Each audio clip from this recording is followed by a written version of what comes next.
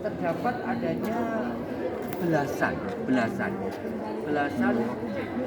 lingga dan yoni. Ada yoni saja, ada lingga saja, tapi hampir kita tidak ketemu lingga yang masih bersatu dengan yoni. Jadi memang di realitasnya yoni itu rawan lingga itu rawan hilang. Banyak yoni tanpa lingga gitu. Tapi kadang-kadang kita itu menjumpai lingga tapi yoninya sudah tidak ada. Jadi kita mendapati nanti sejumlah lingga di sini tapi tanpa yoni gitu ya. Baik. Nah, saya akan memanfaatkan saja apa yang ada di bagian tengah, sub area tengah dari gedung museum lama ini. Nah, saya akan mengawali dari sini dulu ya. Jadi tadi di gambar saya katakan bahwa pada umumnya yoni itu berbentuk bujur sangkar pada umumnya. Tapi ternyata di lapangan kita bisa melihat realitas yang beragam. Nah, kita bisa melihat di sini ada yoni yang sudut sisinya 1, 2, 3, 4, 5, 6, 7, 8. Jadi persegi 8 ya.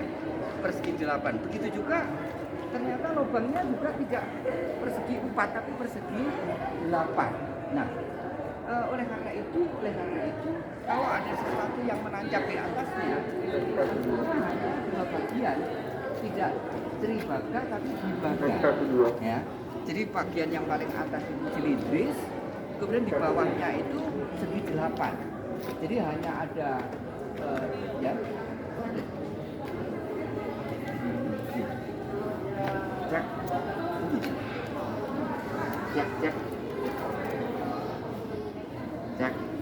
Bisa?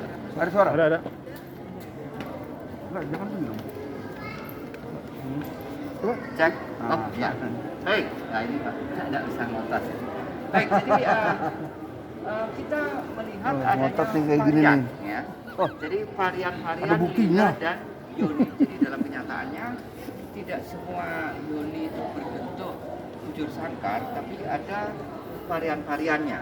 Salah satu variannya adalah yoni yang berbentuk persegi 8. Begitu juga lubangnya, lubang yoni itu tidak selalu berbentuk segi 4.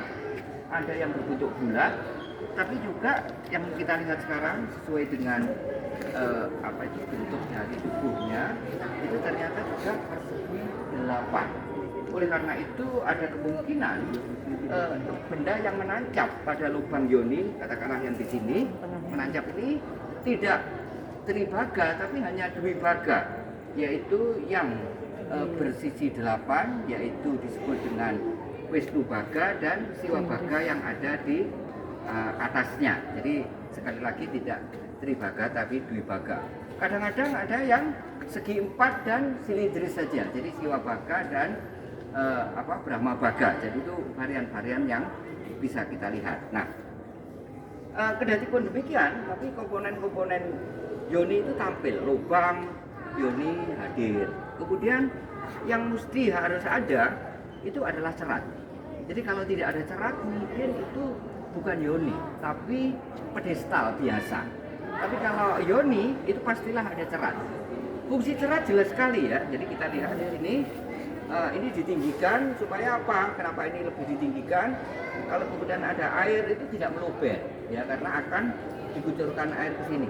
Ini masih terlihat ada lubang di sini. Lubangnya dapat di bawah ini ya. Terus ngalir masuk ke sini keluar ya. Nah, jadi kemudian ini bisa ditadah sehingga air yang dikucurkan dan air yang inlet outletnya itu berbeda. Ketika baru dikucurkan itu adalah air yang profan, air biasa, tetapi kalau sudah melalui media pensakralan atau media sakralisasi yang berupa lingga dan yoni sudah berubah dari air yang profan menjadi air yang sakral. Jadi tidak lagi banyu tapi sudah tirta. Nah, ini yang pertama. Nah, kemudian bagian ini yang seringkali penting ya. Di beberapa yoni, ya kebetulan di sini tidak kita jumpai, tapi di tempat lain, misalnya di Candi Tigawangi, yoni ini, ya ini ada belahan ini belahnya ke sini, ini belahnya ke sini. Mohon maaf. Jadi agak mencembung, ini agak mencembung, ada lubang di tengah. ini betul-betul menggambarkan kelamin perempuan, vulva. Oleh karena itu tampak vulvanya itu kalau ditandai 3 wangi itu di bagian ini.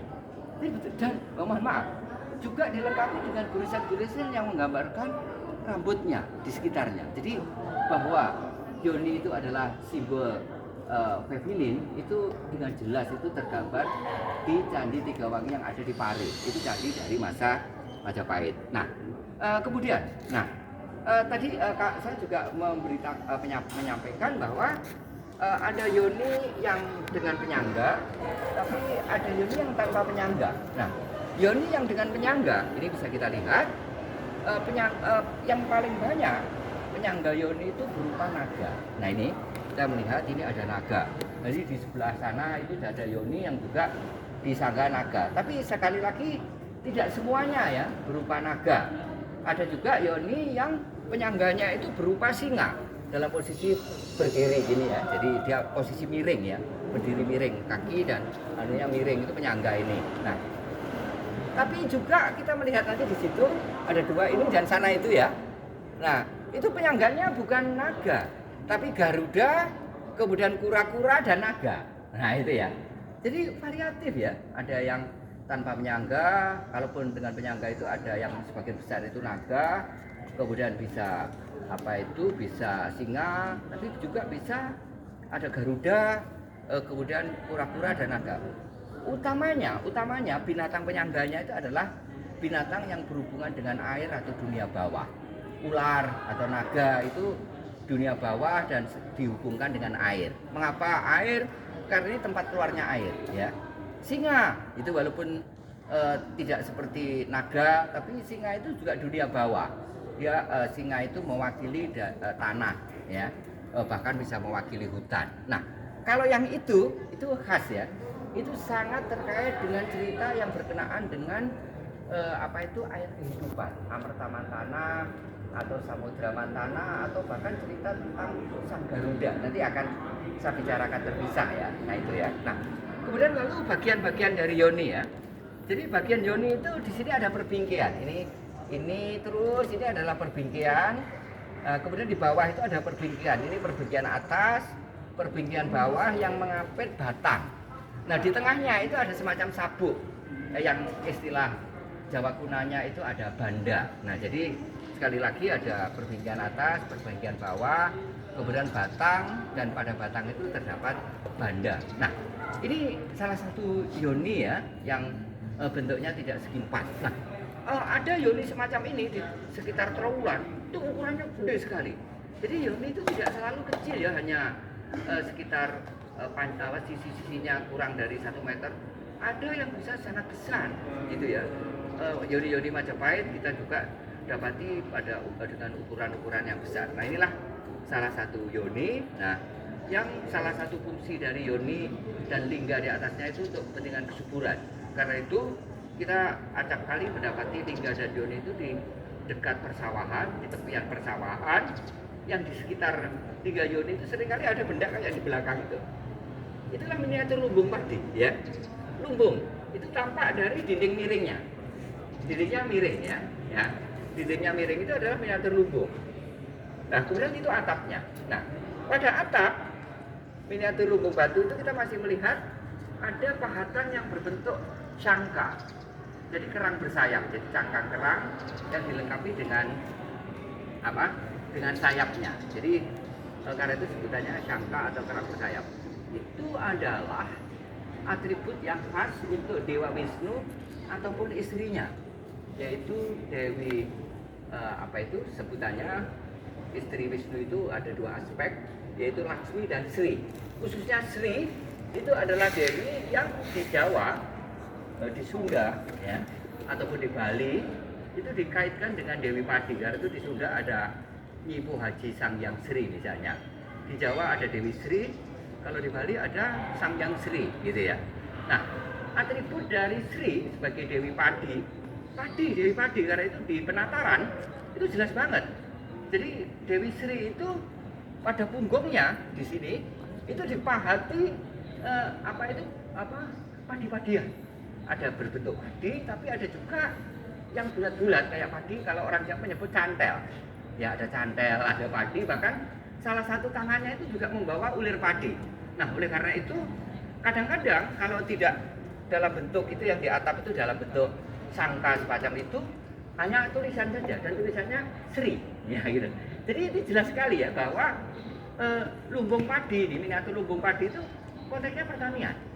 Karena itu bersama dengan Linggayoni, acap kali miniatur lumbung padi itu didapati di sekitar area persawahan. Nah ini ya. Nah jadi ini tentu memberikan gambaran kepada kita fungsi apa ya? Fungsi kesuburan. Jadi media untuk fertility rate ya, ritus ya, ritus kesuburan, ritus fertility yang antara lain terkait dengan padi ya. Nah, oleh karena itu air menjadi penting dalam hal ini ya. Kadang-kadang juga air dari sini itu kemudian ditampung, kemudian bisa dipertikan di sawah-sawah yang akan dikerjakan supaya mendapat kesuburan. Karena penyatuan antara Lingga dan Yoni itu memiliki beberapa fungsi. Salah satu fungsinya adalah kesuburan ketika unsur feminin dan unsur maskulin itu bertemu. Baik. Nah, saya geser aja nanti yang ini dan itu